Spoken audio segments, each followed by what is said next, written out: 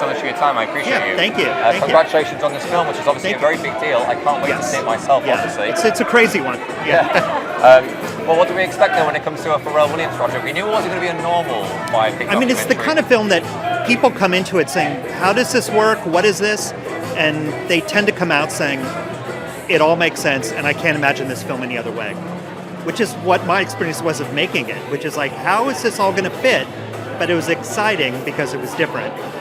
But now I can't imagine telling his story any other way, just because he's a magical thinker, and that's what the film is. Well, speaking of him being a magical thinker, what else would we expect from Pharrell?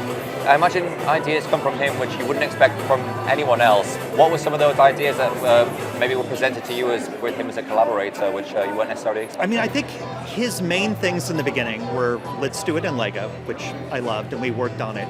His other big thing was that I want the characters to reflect me and people like me more. And Lego at the time only had a very limited number of skin tones and hairstyles. So we spent probably a year talking with them about changing and having more variety of hair and skin tones. We did braids for the first time, did dreadlocks for the first time, and now Lego actually is manufacturing new skin tones because of this film. So that actually feels awesome. That's pretty incredible. Obviously, you worked very closely with the man Pharrell throughout all of this. What did you learn about him which we may not have previously known? What can you share? I mean, somebody says it in the film, if you say no to Pharrell, that makes him want to do it even more. And I kind of love that. I feel like it's that mind over matter, and with Pharrell it seems to work, and that it's the magical thinking. But if you really think that way, the world tends to adapt to you rather than the other way around. Also, we're here in London tonight, and I hope you're having a good time whilst you're in our city.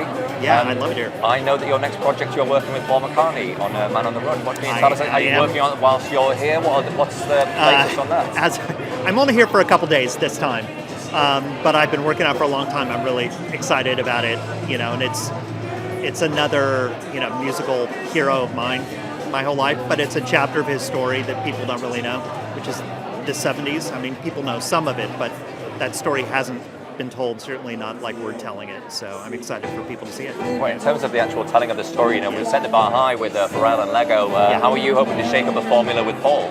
No, there are no Lego pieces in the Paul movie. I think it's actually very, the similarity is that I like being inside people's heads as much as you can. So we are using animation, we are playing with a lot of things, but I want you, when you watch it, to feel like somebody is being very intimate and very, you're exploring their creative process. That's what I love. And both films do that. I can't wait. And is there a release date on that, or is it ready when it's ready? Next year sometime, but I'm not sure when. I'll hold you to it. Yeah. Thank you so much for your time. Congratulations. Thank you. Enjoy your time. Thank you.